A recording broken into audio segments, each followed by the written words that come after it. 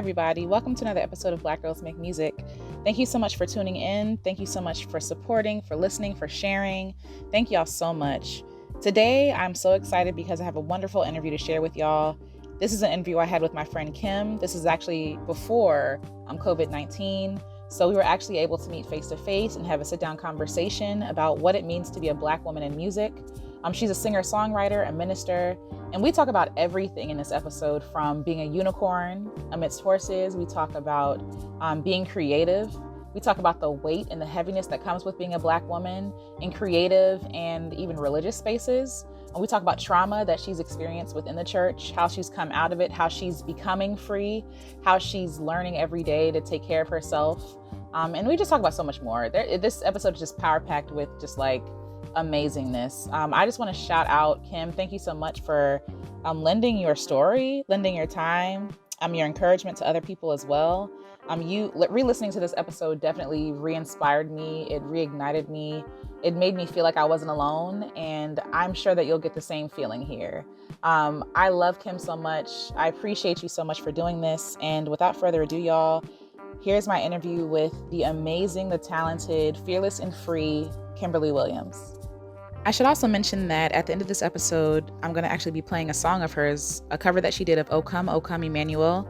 Now, the song came out last Christmas, but it's still relevant today. It's still amazing, and you should definitely check it out. So it'll be at the end of the episode. And at the beginning of the episode, you'll see that we actually just kind of jump into conversation.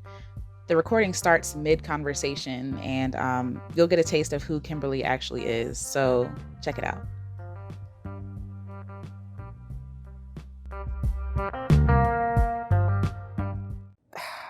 So there's this whole thing about how, like, when shoes first came into play, because, like, we used to not wear shoes, our feet were feet. Mm-hmm. So grounding is when you put bare skin to soil or grass, and it actually has healing I like components, doing that. Yeah. Which is actually, it's like a legit thing, because, like, your equilibrium, like, that's why they tell you when you go to a new place, you're supposed to put your feet in the bare grass, because then your body will shift to their time zone. It's a whole thing, and it's been proven, like, scientifically, so it is a thing. Yeah, but people just don't really do it. Yeah. So, but hippie people and, like, vegans do. So I've done it a couple of times, and it's so healing, because all of a sudden the dirt, of course, has minerals, and your skin absorbs minerals anyway. Mm-hmm. So there's that. But then something about it is really, really healing. So you're supposed to do it for 5 minutes a day or something. You're supposed to do some grounding. I would do that. I really believe there's a connection with, like, God and earth. Mm-hmm. Like, we were out in the earth. You know what I mean? Mm-hmm. Oh. All right, you ready? Yes. So thanks so much for doing this interview. So excited. I'm excited too. All right. So this is just going to be a conversation. It's no pressure. Okay. It's just going to be fun. Well, hopefully it's going to be fun, but yeah. So I guess the first question we can start with is, who are you? Who is Kimberly? Kimberly is, how can I ask? Is it like an open-ended question? Yeah. Okay. I always start by defining myself as a PK, a Black female PK in a white world. No, I'm just kidding. But yeah, I'm a church girl, pastor's kid, church planting kid. And we were the Black family in the multicultural church plant in the 90s. Okay. So basically we were the one Black family it was like one Black family, one Asian American family, I think Korean American, and then one white family, and they were like, go be reconcilers. So I always say I'm a PK because it shaped my life, because most of my life, even though I'm a Black woman, my first Black friends were in college. So a lot of being a PK and my dad following God's call in his life has shaped how I grew up, and like my whole perspective. So I think being a pastor's kid is huge. But I'm also a creative and a reconciler, a bridge builder, a musician and artist, a cat lover, I'm obsessed with cats, and a unicorn enthusiast. I believe that unicorns are real, and I have a whole theology on unicorns. Okay. What is a theology, if you don't mind sharing? Or just a piece of it, if you don't So mind for me, I think unicorns have wings. Okay. Okay. So one, I think unicorns exist. Okay. I think that I will have one in heaven. Okay. I think that the unicorn represents the Holy Spirit, and it's a mysticism. Like, that is a thing that's like been studied. And even if you talk about, like, there's some verses in the Bible where some of the beasts are considered unicorns, and they are like the rambunctious beasts that surround the throne of God. So, but can I prove that? No. Did I go to seminary? Yes. So it's kind of like, so if God was like, nah, you made all that up, I'd be like, okay, it's cool. Okay. Right. But I just love unicorns. I also love that they're mystical creatures, and they can be whatever you desire them to be, and they can change into whatever I didn't know that. you desire for them to change into. My unicorn has wings. I believe that unicorns have wings. Some people say that's a Pegasus. That is a lie. Pegasus also have wings, but unicorns can also have wings because unicorns can be anything. Okay. So why would unicorns... Why wouldn't they have wings? Yeah. That just doesn't make sense. I think my unicorn is also translucent. Okay. And I don't know if it's like iridescent or like, but like when you blow into a bubble, you see like blue and silver and pink. Yeah. That's how my unicorn looks, but it's also translucent, so you can see completely in it, but it can also look like everything around it. Okay. And I believe that I'm a unicorn in most of the places I go. Okay. Unicorn in a room full of horses. It's just the truth. Wow. And my wings get in the way. My horn gets in the way. Yeah. So, but Let's talk about sometimes that, I tuck my wings so that no one can see them. Yeah. But they're there. Yeah. Yeah. It's so many things. Sometimes I get made fun of because my horn is so apparent. But it's like my best feature. So like, I have it's a whole beautiful thing. Yeah, yeah. But yeah, I love unicorns. And I think that my cat will be in heaven with me, but that's a whole nother thing. Because I think that God sent me a therapy cat, and I think that it could potentially have, dare I say, the spirit of one of my animals in heaven. So that's just, I'll keep going. It'll just bring it back. But also, if all these things are not true, and God's like, you suck, then it'll be fine. Why would he say that? He'd be like, you made that up, but it's cute. It's fine. I really like that, though, when you're talking about how you feel like you're a unicorn in a room full of horses. Like, so in what spaces do you feel like that? Everywhere. Okay. The only place I don't feel that way, well, I guess I would say everywhere. I think everywhere. The only place I feel safe to be that, though, is probably in my marriage, which I think is crucial because I had never planned on getting married, but I'm so glad that God sent me Cameron because he's the best husband. I mean, he's a horse that realized I was a unicorn and then went out and made really raggedy wings and put them on so I could feel like I wasn't by myself. So that's, I love him so much. He's the best. And then sometimes when my horn gets in the way, he'll just he knows how to duck out of the way so I could still be myself. But he's still a horse. Yeah. So what does it mean? Like, what is the difference to you between like being a unicorn and being a horse? I think, I guess I would say horses are not, because horses are also not ordinary. They're unique, like kind of like zebras. Like there isn't one zebra with the same stripe. Yeah. But I think horses to me resemble fascinating and uniquely different people, but who have all decided to conform to a general idea of what being a horse is. Okay. And unicorns are in the horse family, but they're not. A horse is not. The title horse doesn't contain them into that being their only thing. Yeah, yeah. And it's like horses can. There are certain things that horses do or that horses should do. Unicorns can do that, but they also lean into the other things that they can also do that go beyond what they're expected to do, or even what they were on the surface created to do. I just feel like, I mean, I don't know if that's... No. It does answer the question. So I'm just like, I'm a unicorn. And I feel like unicorns are also not afraid to live into their weaknesses or their abnormalities, and horses are. Like, they don't even want to discover them. And I think, yeah, my wings get in the way a lot, but I can fly, you know, so. I think that's beautiful. That's like, yeah, I love it so much.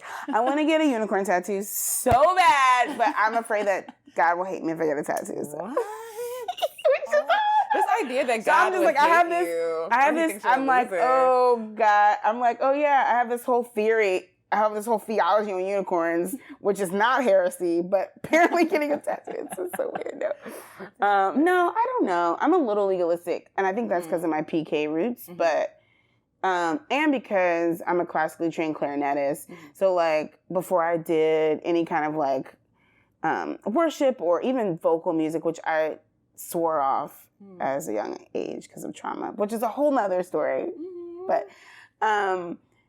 I think when you learn classical music, it's all about the box. Okay. So like I remember I wanted to do jazz, and my teacher was like, great, after your third year, like after you learn all of like Mozart and Beethoven, after you learn your scales, after you learn the rules, then you can break out of the box. And so you're always aware that a box exists. So I think like, and also like just with church, where I knew what it was supposed to be, but I always knew what my dad's heart was. And then now my heart is for it to be like, I knew that in the 90s or even now, like church is still segregated between like race and class and custom. But I know that God sees outside of those boxes to this like revelation church where it's like every nation, tribe, and tongue. But I'm aware of the box. And it's hard to not be aware of the box. And I feel like the courageous times are when you're just like, screw the box. But I'm always like, oh, but there is a box. And there's people who think the box is it. And most of them are the people that I work with or I love or I lead. And so. Do you think the box can be like imprisoning? Oh, it's extremely imprisoning. The box is like the law, which is legalistic. But the law is also given from God. So like, and the Bible says that nothing can be added or taken away from it. So it's like, yay, Cleo. So it's kind of like the box is suffocating, but we also can't demonize the box because the box was actually there to create a foundation of structure. So it's just like this love-hate relationship. But yeah, it's definitely a prison sometimes. You mentioned before that you're a reconciler. What does that mean? I'm someone who believes that God has a plan for everything that was broken to be restored. So in my context, I try to do that specifically with like race and class within the kingdom of God and outside of the kingdom of God. And I also am like, I just also have this theory that, I don't know if it's a theory, but I also believe that like physical healing or like the miracles of the Bible can still be happening. For sure, yeah. We just don't have, I don't know if it's that we don't have the faith enough we either don't have the faith enough to believe it, or we don't create the spaces for it to happen, or we don't set ourselves apart in order for those things to happen. So it's either like, this kind comes out with fasting and prayer, and like you can't just be like out here doing whatever and then like try to, you know, and not in a legalistic way, but in just a like, I can't expect to lose 30 pounds and eat donuts every day. Like it's like, I'm like, it's not being legalistic. It's just the facts of like, there are some things where like, if I want to be like healed from depression, I can't go to my same vices. I have to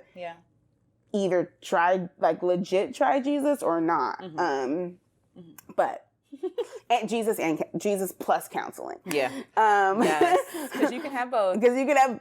And I almost feel like that's the way that it was intended from the jump. But so that, and then I just had a thought about, I was like, dang, like, okay, this is my thought. I'm just going to go down my rabbit trail. Okay. Even especially with the Jesus and counseling, because whenever I think about the people that God healed in the Bible, they always were surrounded by community. And I feel like that was the counseling. So I feel like what happens now is like we want to be healed and we just like Google a church and we go by ourselves and we don't create community and we just want God to heal us. But like the guy who was healed on the mat, he was lowered down by his friends. And it's like, it was the faith of his friends that actually healed him. Yeah. So it's just like, just so many things that like without community, whether that be a counselor, like whether it could be a community that you pay for or a community that you have, like it's impossible for healing to happen outside of relationship, which makes sense. But anyway, so I feel like I'm a reconciler in that regard, but of like race and class and the kingdom of God, but then also really desiring for people to be healed and for anything that's broken to be restored. Yeah. So, yeah, I think, especially when it comes, I mean, race is a big thing because I feel like racial reconciliation has marked my life. Yeah. But I want people to be reconciled with each other so that we can also be reconciled to God, which I think is a big thing. Yeah. And I'm not only an extrovert, but I just love people. And there have even been times where I've felt physically sick and I've decided to surround myself with people and I've felt physically better. Mm-hmm. So I just feel like it's like reconciliation, if we were to open our eyes, is like low-hanging fruit that we could just pick if we desired it. So anyway, so I think that's how, So what does that look like in your day-to-day life? Like, I know that you're, you know, music minister at your church and things like that. So how do you feel like you show up? Because it sounds like it's been a part of you since you were a child. Yeah, I think it was.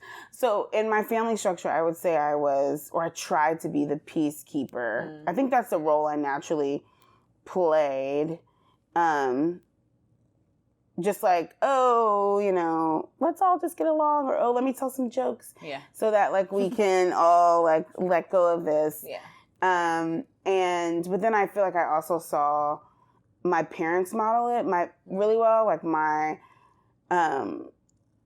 it's funny because I feel like I always joke about my parents being, like, the Huxtables or being, like, but they're just so good. Like, my parents are the first people to be like, oh, did we offend you? We're so sorry. Like, they just are quick to like ask for forgiveness and give forgiveness. Yeah.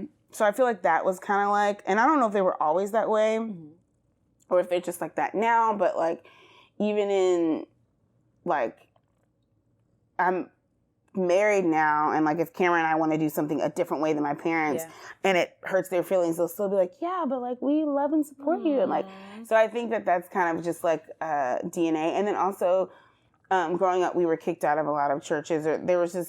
That's a whole story in itself. But there were a lot of times where my dad felt really, really passionate about God wanting to do something, and the church just didn't accept him.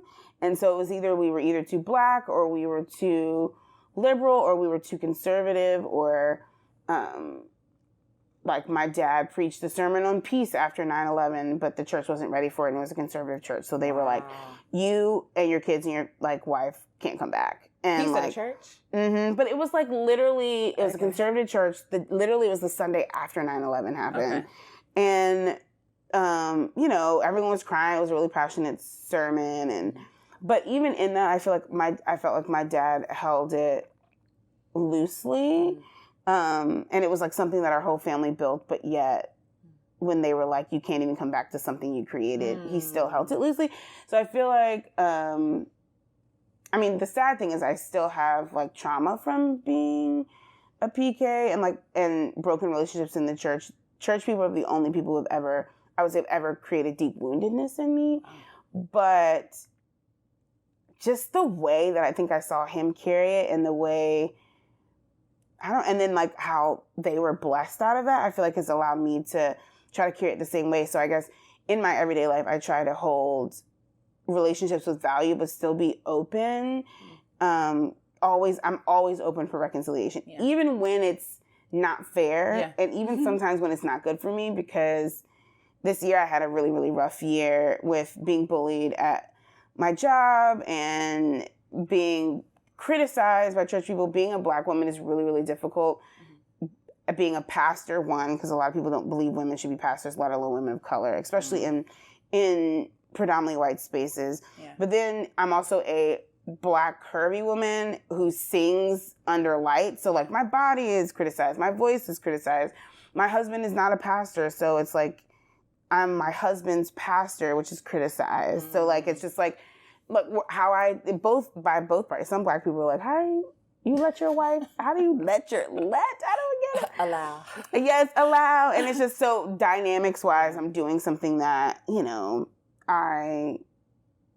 to some people is a risk. So you're constantly open for criticism and critique. And even the fundamental of like, or the, Cleo, even the art of, or like, I'm a performer. I'm a worship leader, singer, songwriter, creative, musician.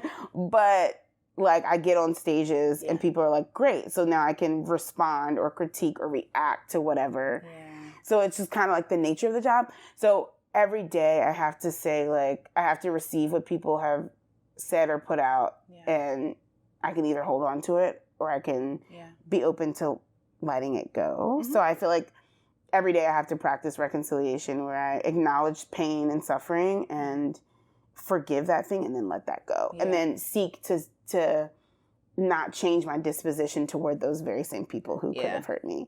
So like, I'm like, how do I practice it every day? Every Sunday for sure. Yeah. But I try to do it every day. Yeah. No, that sounds like heavy work. Like, period. I couldn't. Yep. I want to quit like every week. So there's that.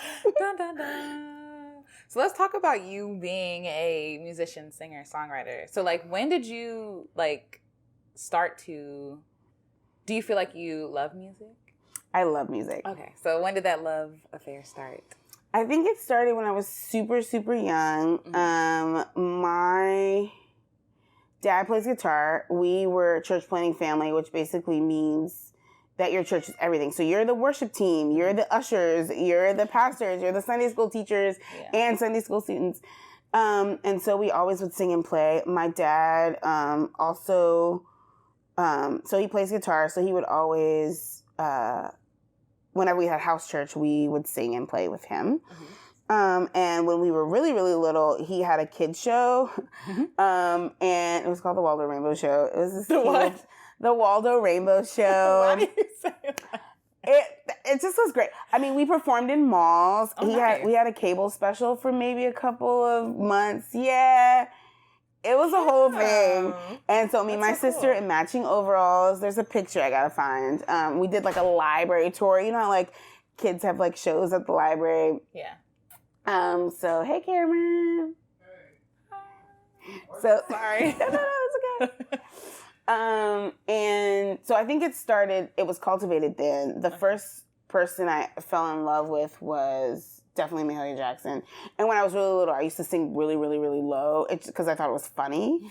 And then now I'm kind of like more of a, it's just funny because now I'm like a tenor in a group. But I just used to love like dramatic music. So I loved it as a form of expression. And then, when I started getting like really, I guess where I was like, I love this for myself. And my parents realized, oh, maybe she like actually likes this, was probably in 4th grade. I wanted to play clarinet and I really wanted to play. So like I would got one for like Christmas and like that's all I would do. So then they were like, okay, maybe she actually likes this. 'Cause instead of playing with other things, she's playing her instrument a couple hours a day. So I think that's when I was like, oh my God, I'm obsessed. And then started competing and getting into school because of it. So that was like a thing. And then I also love to sing, but I got bullied in high school around singing. So it was I played this part, and it's funny because I sang much like I sing now, like loud and like, but it just wasn't, it was outside of the box. And expressive and Black and like now it's, I guess cultivated and like trained, I guess you could say, but then it wasn't, but it's the same thing. Like it's just the same thing. Yeah. But just probably more pitchy and less, cultivated. And I remember it like it was yesterday. I was in class and it was time for me to like do my part, sing my part. And I sang like much like I sing today, and my teacher was like, never again in your life should you ever sing like that. I never want you to make sounds like that ever again. Make sounds? Yes. And I was just like, oh, I'm so sorry. And I'm like crying. I run in the classroom crying. She doesn't consult me or anything. And the crazy thing is, I feel like it was like a God moment, because I remember thinking like that was so specific and like mean. Yeah. And I do think that like, for me, like faith and the spirit and nature, everything's like so connected. Yeah.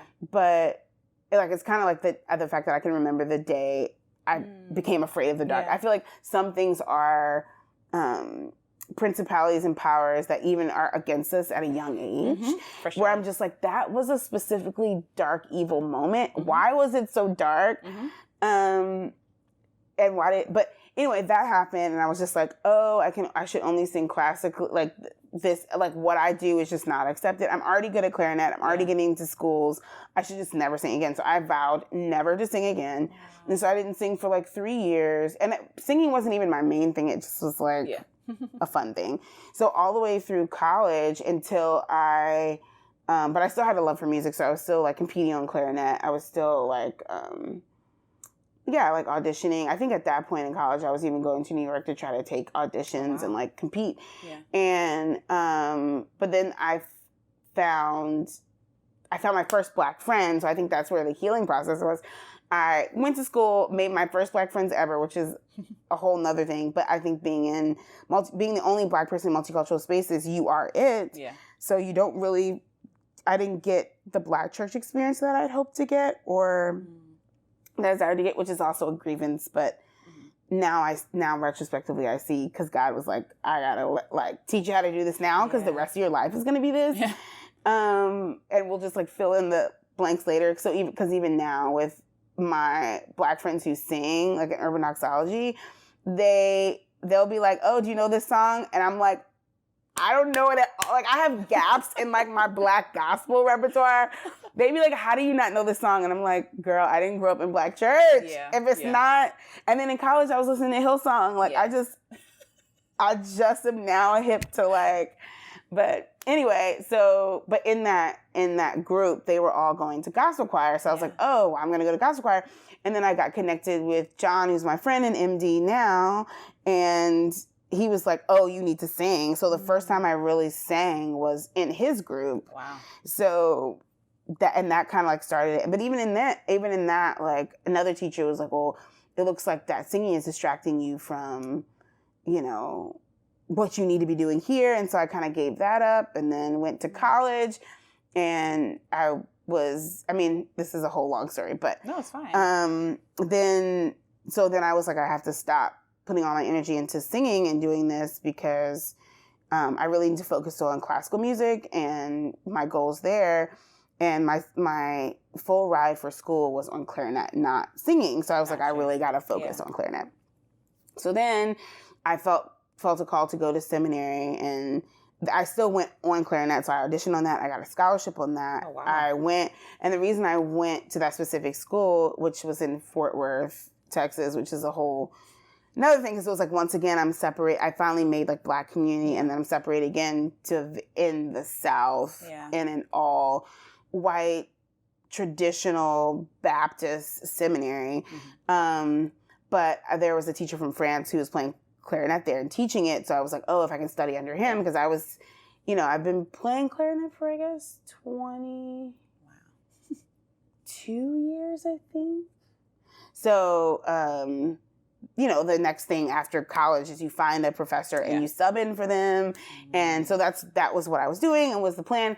But even then, I got back into vocal music because I sold everything to go to this school, and this was grad school, and I didn't want any school debt. So I was just like, I have to just live. And I was like, I have no idea how I'm going to make ends meet. And I was just outside of the practice rooms once with my clarinet, and this white guy comes up to me, and he's just like, hey, you're Black. Do you sing?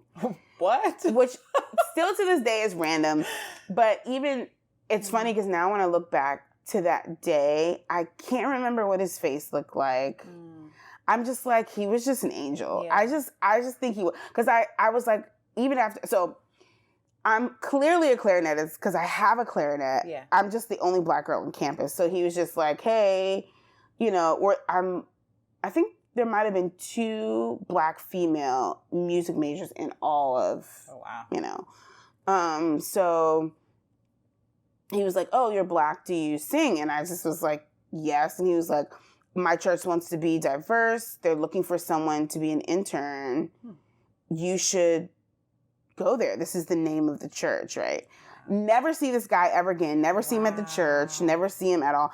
I don't even remember how I don't know if I Googled the church and called or if they gave me a number, but they paid me $75 every 2 weeks to lead worship. And it was still time. I think that first year, the whole year, I made $5,000 for the whole year. So I was still eating at a food bank. Yeah. I still, the struggle was still very real. But I was like, $35 a week. That's grocery money. So I'm just going to do it. So then I was like, okay, well, but then it made me fall in love with faith in music again because it was all like classical music. I just got to get in and get out. Yeah. And like, you know, by the time I'm 30, I'll make a major orchestra or like something like that. Yeah. But that kind of like cultivated my love for music again in regards to singing and songwriting. Yeah. So I think in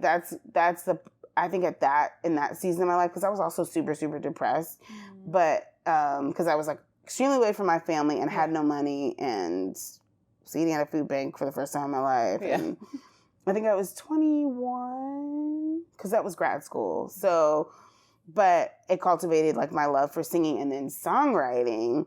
Yeah. And then the first song I ever wrote, I submitted to this internship, which is the Easton Fellowship internship, which is the group that I'm in now. So it kind of like connected, and that the songs that I wrote are what got me internship, which kind of got me out of that season to be in the season I am now, to open up all the doors that I have. So yeah, I think the love for music was cultivated super young, but it was like I had it.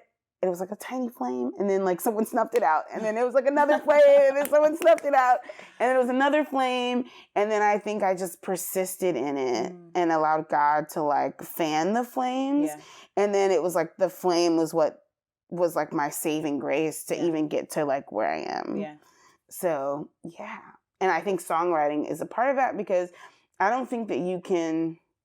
Well, that's a bold statement, but I was gonna say I don't think that you can love music and not also love writing, because I think that everyone creates music. Every ad lib is music, is writing music. Every poem, every phrase, I just think loving music and writing music just go hand in hand. Whether you're like a professional songwriter or you do it all the time is one thing, but I think they work together. So yeah, that's really awesome. Anyway, sorry. When you were thinking about like, when you're talking about like writing and we're talking about writing and songwriting, when you talk about like ad-libbing and stuff like that, it's amazing because we are such a musical people, right? And you don't even realize it, whether it's, you know, catching rhythm of something or like you were talking like poetry and things like that. Like for some poetry, they have like I guess like a cadence or something they follow sometimes, but usually it's like ingrained in us, I feel like. I feel like to even appreciate music. And it's so amazing that so many people like downplay themselves or their skills or like, not even skills, but like even their creativity. Like, so I think everybody's creative. Like people are like, oh, I'm not creative. Yes, you are. Like, you know, if you, even if you're working in a thing, making spreadsheets, you creating the spreadsheet or a system, that is creative. Like, but no, I think that's really cool. No, that's the truth. And I also believe that I have this theory that is not tested, but on multiple people. Okay. But I have this theory that suffering bears the fruit of new melodies and lyrics, and that basically suffering has a sound, and it's a musical sound that's released, and that I have access to new sounds and rhythms and range because of suffering.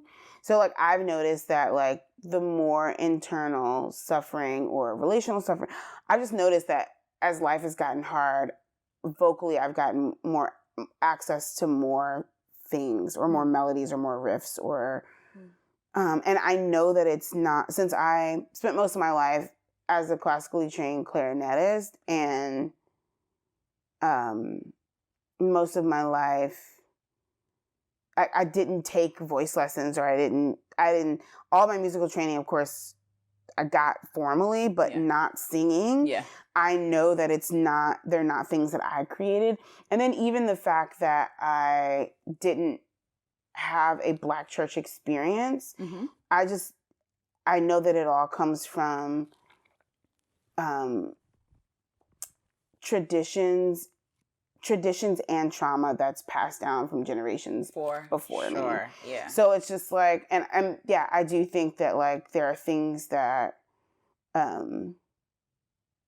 are released in me that just come from experience. And I have several examples of this, but I remember when Urban Axiology had this big show, and it was our biggest show we've ever had. And I think it was like, I guess last summer.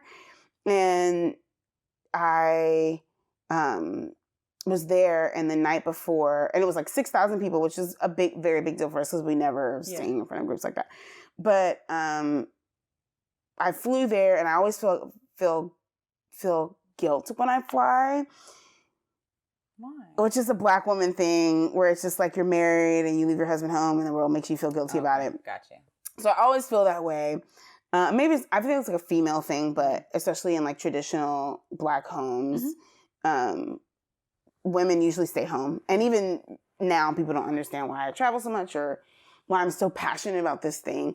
But I flew out that day, and then we had this rehearsal, and we were all excited. And then that night, Cameron's father passed. And I was like, what's happening? And he's here, and I'm there, and I'm feeling even more guilty. And like, I need to go home.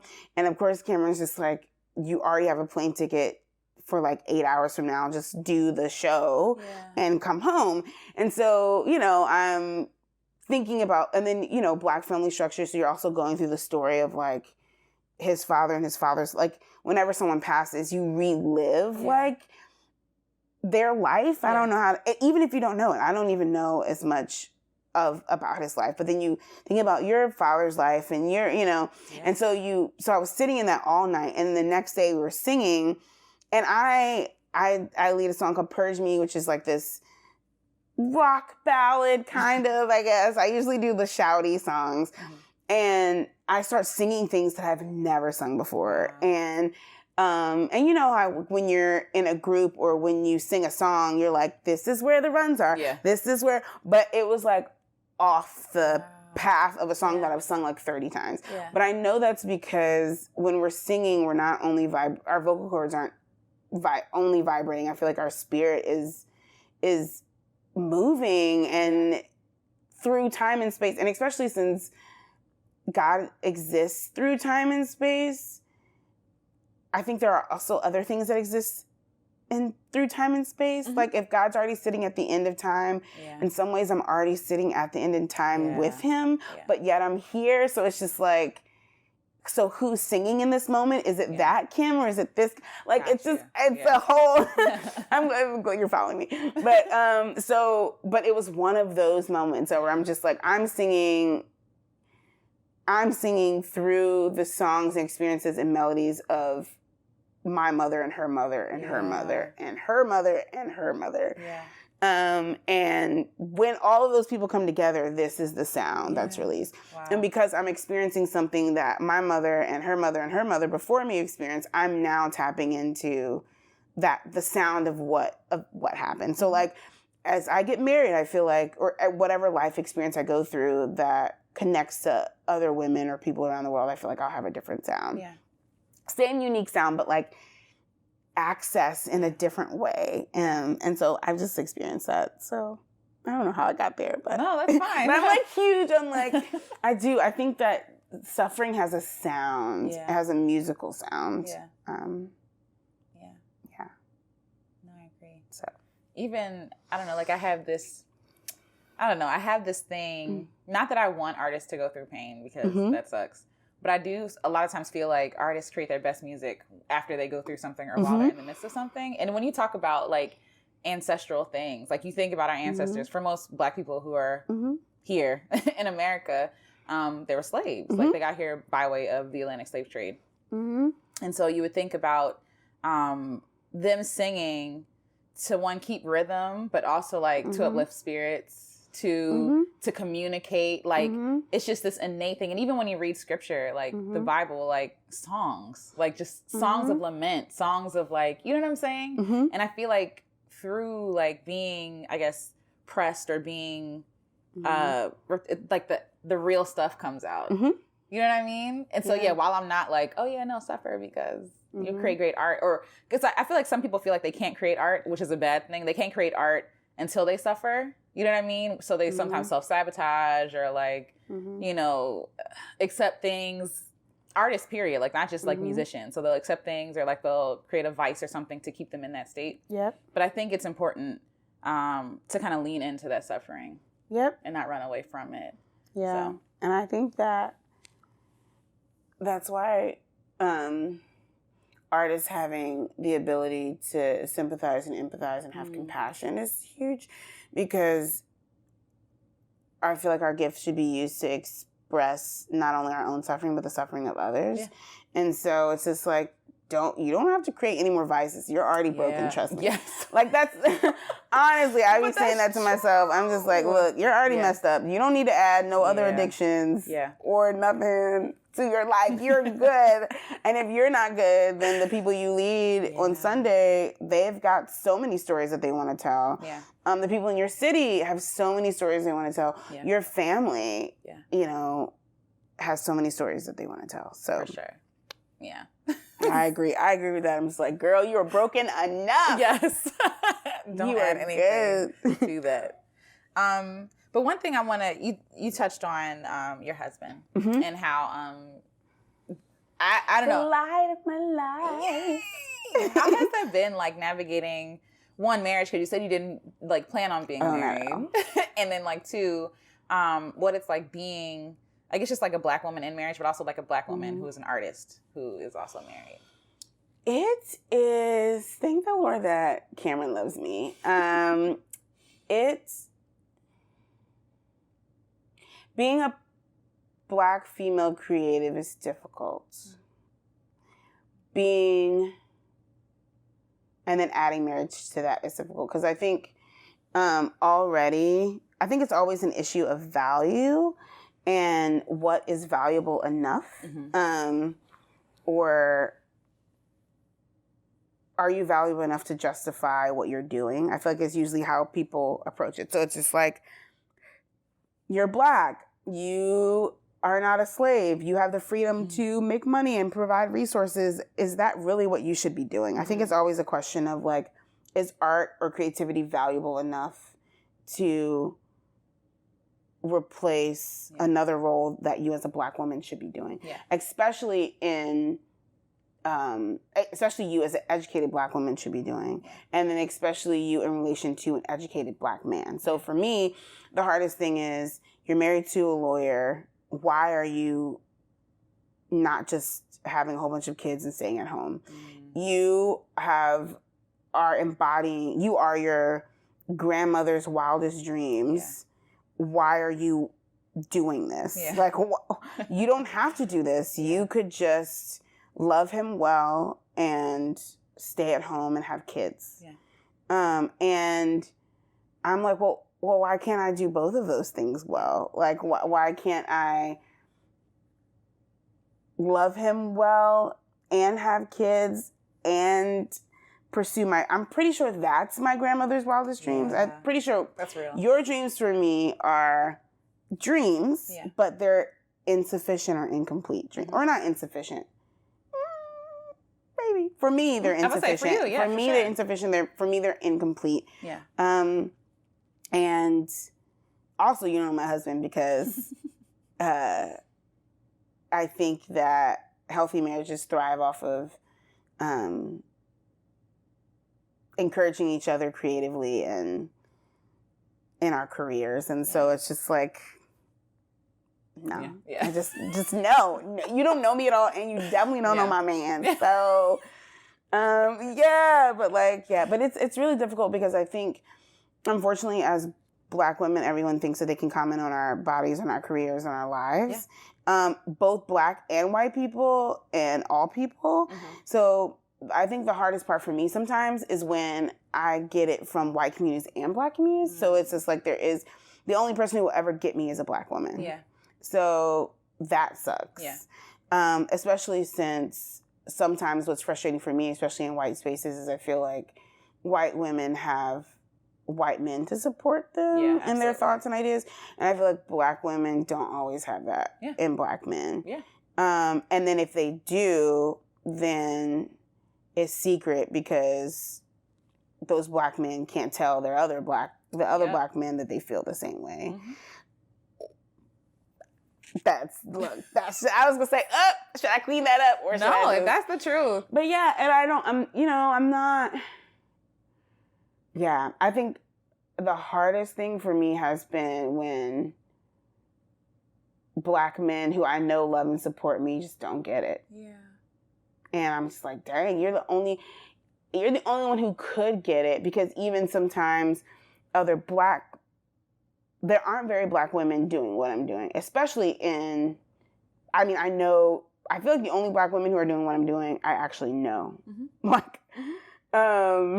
And yeah, and there's just a few, especially when it comes to faith-based music work, who have the ideals that I have. Because, like, for example, there are, like, phenomenal leaders like CeCe Winans or Tasha Cobbs or, and I don't know them, but I'm trying to think of other people I know, like Casey J or Aaron Rose or, but I'm starting to know more people. Yeah. But like they get it, right? But then because they're literally in it, they're having to choose, do I stay home like CeCe? I don't know her. I'm calling her CeCe girl. First name. First name basis. King of Glory. Okay. But I'm sure she had to choose. I think someone told me about an interview that she did, and she said that the wisest thing that someone told her, or the wisest thing that she told someone, it was something like this. And it was like, you're going to have to be comfortable with someone else helping you raise your children. And it's like, how do you, as a Black woman, I used to not have the option to raise my children because I birthed them and then they became property to someone else. Yeah. So now that I have the option to raise my children, I'm choosing not to raise them. Yeah. That's heresy. That's blasphemous. This is just ridiculous. And I'm like, or the village raises my child in addition to me, and I have way more options than I actually do. And I shouldn't feel shame. Yeah, and it's just like, but no one would ever say that to Carrie Job or... For sure. No. Or maybe they would, but not in the same way. And it wouldn't carry the same weight of generational shame, I think, as for me. So I think that's difficult. And so the hard thing is, because there are very few women, most of the people who do what I do and have to leave home or are torn between being evangelical with their, not being an evangelical, but being evangelical. There's a difference. Being like a prophet or evangelical with the way they use creative arts. Those people, most of the people are men, and then they don't understand me at all because they're like, they can't. They're like, oh yeah, I'm having babies. I'm like, well, I'm kind of trying to time pregnancy. And they're like, why are you doing that? Because your wife's at home with your babies and I am here. Should I pump and mail it? I mean, like what? I mean, is that... It's not the same. It's I don't even not know how the that's same. The conversation. That's weird. I just... What? I mean... and they're like, oh yeah, I get it's the same. And I guess the thing that's been hard for me lately is being like, I'm not going to harbor like anger or resentment or even frustration because I know that you just don't get it. Yeah. And that's okay. Yeah. I also don't get what it means to be a Black man or a white man. Exactly. Or, well, I don't get any of that. I can't. I don't understand it. Yeah. But yeah, it's it's very, very challenging. And so that's why I think Cameron and I talking a lot, communicating a lot, and having as best of understanding as possible, as much grace as possible with each other is the key. Like, you got to marry the right, if you're creative, you got to marry the right person anyway. And then if you're a woman and a creative, you got to marry the right person anyway. And then if you're Black and a woman and a creative, you got to really think wisely. You just got to, because it's just, they already have to help you carry so many other things. Yeah. Wow. So. No, that's good.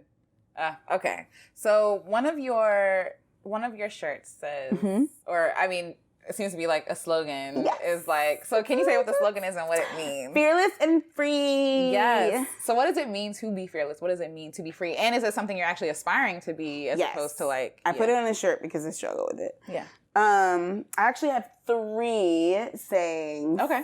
One is fearless and free. The other one is called and anointed. And then the third one is, I'm going to have to figure out what that last one.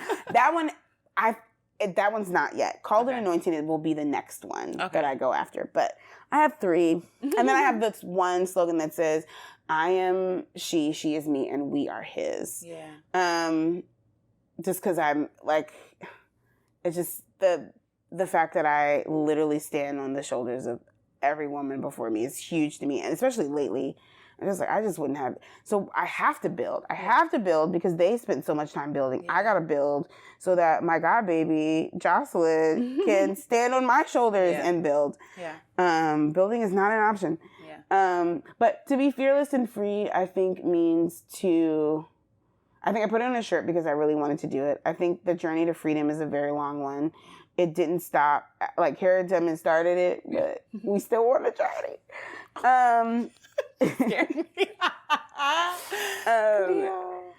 I think, really Jesus started it, and we're still on the journey, to be free. Yeah. And, freedom was a gift we were given in the garden, but we didn't realize its value. Yeah. So we traded it for chains. And then ever since, we've been trying to get back to freedom and transparency. I think to be free is to stand fully in who you are, to be constrained or tethered to nothing but God. I think freedom is expression. I think freedom is air. I don't know how else to say it. I think freedom is, so I say freedom is a choice. I think to live emotionally and intellectually free is a choice. Freedom in itself is not a choice because we've been enslaved. We enslaved people. But yeah, I think there is a point though in your life that you have to choose to stay bound or to be free. For sure. And I think that's when I say fearless and free, I'm saying I'm making a choice to no longer fear because I'm no longer a slave to fear. I'm a child of God. Yeah. And then to be free, I'm choosing freedom. Yeah. Even if you were to try to tether me or to chain me, I am free. And I remember they give I've heard the elephant analogy so many times where it's just like, in order to train an elephant for the circus, you actually, when they're tiny, you chain them to that pole of the tent.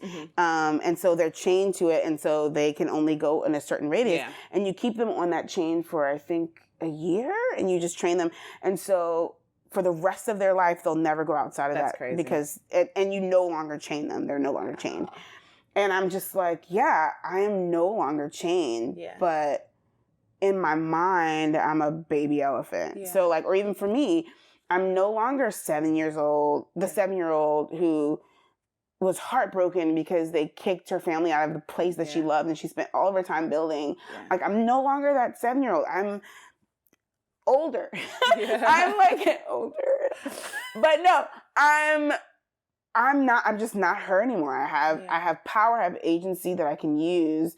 And now that I have that, I'm not going to use that to enslave other people or to chain other people. Yeah. I'm going to use that to liberate as many people and tell as many people as I can that they have access to freedom and they have the ability to be fearless. Yeah. And being fearless is operating in spite of fear, operating as if you had no fear. Yeah. And yeah, so I my whole life, I want to spend the rest of my life living fearless and free. And I think the next step to that is, so like once you understand that you're free and that you're fearless, you can also receive the fact that you are called and anointed. Like I'm called to make a difference in this life. I wasn't just an accident. Yeah. And then I'm not only called to do it, but I'm anointed. I'm given like special power, special grace to actually execute the things that I'm called to do. So, and then the last one, can't remember it, but obviously I am in my evolution of freedom. I am just not there. Yeah, no. So guys is like, yeah, don't even, you can't even. But, oh. So what are some misconceptions you might have had or other people have about freedom? I think the biggest misconception is that freedom is free. I think freedom was free. I mean, going back to the garden, 'cause to me, like everything goes back to, but freedom was free, but now it comes at a cost. Yeah. And I always, I'm an interesting kind of worship leader where like, I'm very intense. I'm realizing I'm pretty intense with my team because like sometimes I'm really intentional about representation on my team as we're trying to lean into what it means to be a multicultural church. We have not yet arrived, but when people get to the mic and they sing, I like really timid. I'm just like, I will be like, too much was paid for the freedom that you have. You have to use it. Too much was paid. And they're like, well, what is that, man? I'm just like, your mom, her mom, or your dad, his dad, and his dad, and his dad, and his dad, and Jesus all gave their lives, their time, their energy. They opened themselves up to woundedness so that you could have this moment. Wow. You have to do something with it. You have to do something with it. There is no option. And like, so I'm a little, that's what I said. No, it's okay. But, freedom is not free. Yeah. Somebody paid for it. Yeah. And then you're going to pay for someone else's freedom, that they probably won't pay for. But you paid for it. Like freedom comes at a cost. Yeah. And that's actually perfect because it goes to my next question. Okay. So, like, what has freedom cost you? I feel like freedom's cost me everything. I feel like it's constantly costing me money, and by money, I feel like I say that to say freedom has cost me everything. It really has. My plan was to be a classical clarinetist, and I worked really, really hard for, I started playing when I was 7. Yeah. So it was like, that was the dream until I was probably 22, and then God was just like, oh, you're going to serve in the church. Like, that's what we're doing. That's what all of this has been to prepare you for this. And so I feel like at that moment, and you're going to get married, which some people might have been like, great, ministry and marriage. But for me, where I was just like, I don't know if I'm ready for marriage. And this is something that I've been working on for most of my life. This just doesn't make sense. Yeah. And so I feel like in that moment, it cost me, in my mind, everything, because I had to restructure. And then, I just have pivotal moments of like heartbreak, but then also success. So I guess another one, I'm really, really close to my grandmother. I cry about her all the time. I miss her deeply right now. She passed away. It's probably been like 4 years. Yeah. But it feels like it was like last year. Yeah. I do the whole pink hair thing because of my grandmother. She was a beautician. My grandfather told her not to work, and she was like, I am working. God has given me a gift. I want to work. So I feel like I get some of that from her. And I remember she was, this is like still a hard thing for me, but it was like her last week alive. Yeah. And I could either have gone to the hospital or I could lead worship on Sunday. And I stayed and I led worship. And I remember thinking, like every day, I was like, I regret it. I miss like her last conscious moment. Like, because I was serving in the church and I'm like, God, I'm so angry because I've given everything, or like, or for me, like waiting to have kids so that I could help build ministries and like build up, 18-year-olds, or high schoolers who, then would be built up and then sent out to do other great things. I'm just like, it's cost me so much in my personal life. But then I also remember my mom being like, I remember the day I was like, should I just come? Should I just like not, lead? And I felt like, she was like, no, like you need to do what God has called you to do. That's what we lived so that you would have the freedom to do what God has called you to do. So like, that is where you belong. But like, I mean, and that's just like one or two things, but there's so many times I'm just like, personal cost. If I were to keep track, I feel like it just would be an endless list of personal, and sometimes you do choose self and you do choose family, but there's a list. There's a long list, but God is like, okay, your list is extensive, but have you gone so far as to give your whole life? No. So you're still good. Like, I still haven't literally given my whole life, my living, breathing life for the gospel. So I still got room on my list.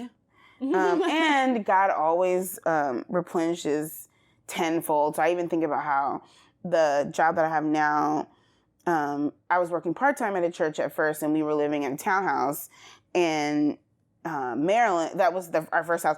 And then God was like, you're going to DC. And I just was like, I can't give up. This is like, we had worked so hard to get that house. We went so low budget at our wedding. We saved just to have that. And then now this house is like 4 times as nice. Like, actually, it's like 10 times. And, it cost us, we sold everything in the house because we couldn't bring anything with us. We lived in tiny apartments for 3 years. And then God was like, okay, literally tenfold. Whatever you gave up, I'm giving you tenfold back. And not even because he had to. So I just feel like, just if you focus on what you're giving up, the list is just too long. But if you focus on what you're gaining, the list is also just too long. Absolutely. So you mentioned something about like giving of yourself, and you are a giver. So like, but how do you maintain like self like love and like self care and these kinds of things? I suck at it. It's a really big area of weakness. And what I'm hoping is that I don't have to keep getting to burnout in order to stop and replenish. For me, I have to be away. So I can't even be in the same city that I serve in order to be replenished. It just doesn't work. Sabbath is super, super, super, super, super important. You have to uphold the Sabbath. You have to rest more than you work. Actually, you have to rest more than you work. And some people say you work 6 days and rest 1. No, I feel like you have to rest. I think if you're going to be a creative, like a high quality, refined, top shelf creative, you have to rest. 70% of your life needs to be resting, and 30% needs to be creating. That's good. The issue is like, you're nervous because it's just like, well, how am I going to? So 30% of my life, I have to make money to take care of 100% of my life. And I think that's where I'm struggling. I'm just like, well, how do I do that? But your voice will give out, your mind will give out, your body will give out if you don't let it rest. So I mean, there is no other option. And the older you get, the harder it will get. So now I'm 32 and I just don't have as much energy as I had in my 20s. But I was talking to somebody, another wise woman who, I mean, they're like unicorns. They're like fairy godmothers that fall from the sky once a year. Because it is rare to find Black women, Black female creatives who are thriving. I mean, I don't know. I mean, I would claim that I'm thriving. I would claim that in the name of Jesus. But I mean, it's just difficult. And then if you find them, they're on their way to doing something to crush it, to like killing the game. You know what I mean? So it's just really difficult. Because it's, one of them said don't burn yourself out in your 20s because your opportunities in your 30s will surpass your opportunities in your 20s. And your opportunities in your 40s will surpass your opportunities in your 30s. Yeah. And so on and so on. But the world would have you think that because you're a Black woman, you're Black and you're a woman, that your value decreases over time, but it doesn't. Yes. It actually increases over time. Yeah. And don't kill yourself in your 20s or your 30s because, like, that same thing that you did in your 20s, you will make 10 times fold financially and influence that in your 30s and 40s than you ever would doing the same exact thing. So, like, don't let them fool you. Yeah. Like, you know, make sure you know, don't get in crazy debt. Make sure, you know, make sure you do the right things, but, like, and be diligent and work hard. But, like, please don't kill yourself, because then when you get that big deal or when you get that big opportunity or when God creates a platform for you to influence 20 times as many people as you were, you got to have something in the tank to actually pour out. And so that, I just was like, nugget, keeping that forever. Like, it kind of relieves a lot of pressure, right? Like, because like you were saying, like, people tell you, like, oh, you know, that if you haven't made it by 25, then you're not going to make it, right? And it's just like, well, dang, like, that means I got to give everything. Like, if I'm not good enough now, you know, and I'm 29, and I'm like, I'm about to turn 30. Like, am I going to not be talented anymore just because I age another year? It's silly to think, but, like, especially, like, mainstream record labels, that kind of thing, like, that mainstream thing. Because I told somebody recently that it's very sexist, because men can get in the game whenever. Like, it's fine. If they're 45, they can start singing, and then they can change their name to 2 Chainz and then just, like, reinvent themselves. Which, I mean, be blessed, 2 Chainz. Listen, do what you gotta live do. Your best life. I also want to live my best life. I would say it should be the same standard for women. Like, somehow, especially Black women, we're less seen the older we get. And I feel like we're valued in our own communities, but, like, and the even world, still, only in certain areas. Yeah. No, that's good. I like what you said. I'm going to tuck that in for myself too. But as we come, I guess, like, closing this interview, is there any advice that you would give women or yourself? I usually say, like, what would you tell yourself 10 years ago? Because I feel like that's easier than just, like, general advice. But, like, what advice would you give yourself 10 years ago? I would say slow down. I would say take it all in. And then I would also say, you know what you want and what you're created to do. Don't let anyone add anything or subtract anything from that list. That's good. That's really good. Thank you. So, do you have anything also that you want to, like, promote or? Sure. Yes. I was going to say the last thing I would say would be, like, Beyonce forever. I mean, I don't know. She's still a queen 10 years later. No, that's I mean, I don't know. That was random, but no, it's fine. I'm like, what was I doing at 23? Oh, I wasn't even listening to secular music. I was just like, I gotta be holy. That's so funny.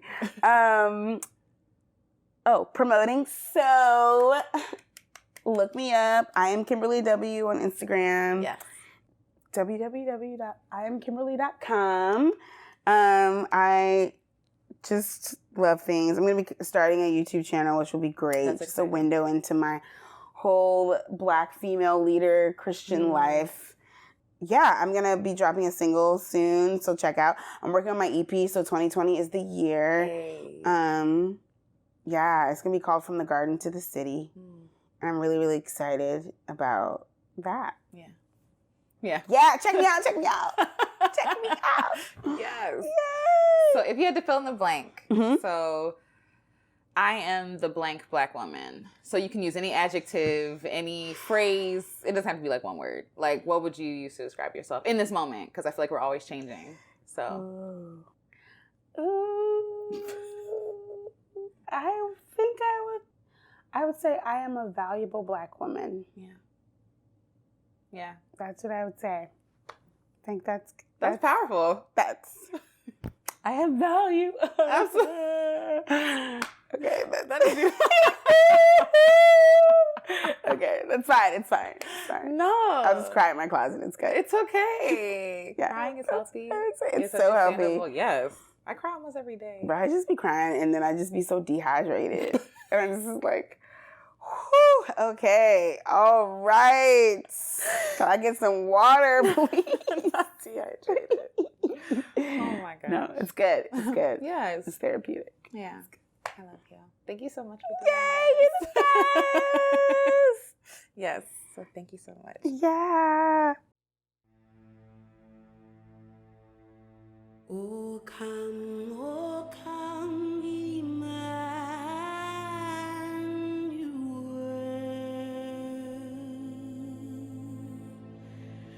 and ransom captive Israel.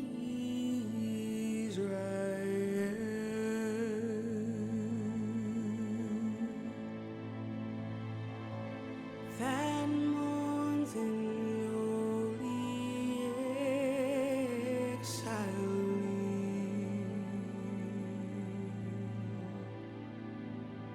until